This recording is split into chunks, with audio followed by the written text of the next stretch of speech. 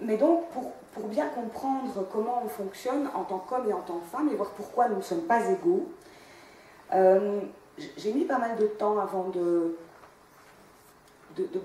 concevoir le schéma que je vais vous proposer.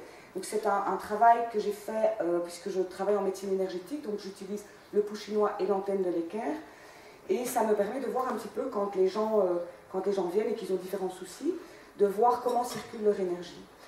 Et donc je me suis rendu compte que chez la femme, l'énergie à la base, elle vient d'en haut. Elle vient de l'énergie qu'on va appeler l'énergie cosmique, donc l'énergie qui est plutôt l'énergie de l'esprit, de la spiritualité, et elle passe donc de façon naturelle par les 3 premiers chakras. Alors je les appelle chakras parce que c'est un nom qui existe. Je ne suis pas une fanat de l'ésotérisme, mais c'est un nom qui est facile. Si ce nom vous dérange, remplacez-le dans votre tête par centre énergétique, c'est bon aussi, mais c'est plus long, donc je vais utiliser chakra. Donc la femme, son énergie vient donc à la base, sa source est l'énergie cosmique. Ça passe par les 3 chakras du haut, parce que ce n'est pas le premier.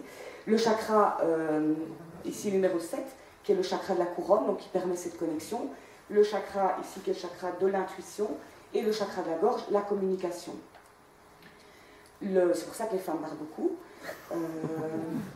Et donc, sa mission de vie, bon, je n'adore pas le terme mission, parce que ça nous met aussi un poids un peu judéo-chrétien sur les épaules, mais disons, ce qu'elle est venue faire sur Terre, c'est de prendre cette énergie spirituelle et de l'ancrer dans la réalité.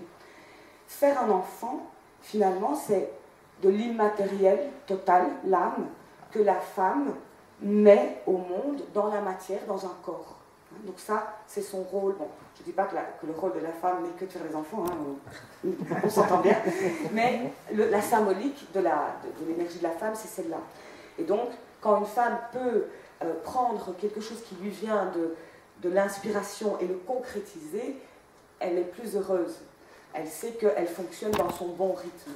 Hein, même des femmes qui sont peintres, des femmes qui sont auteurs, etc., et qui arrivent à prendre leurs intuitions et en faire quelque chose dans la réalité, c'est comme ça que la femme s'épanouit.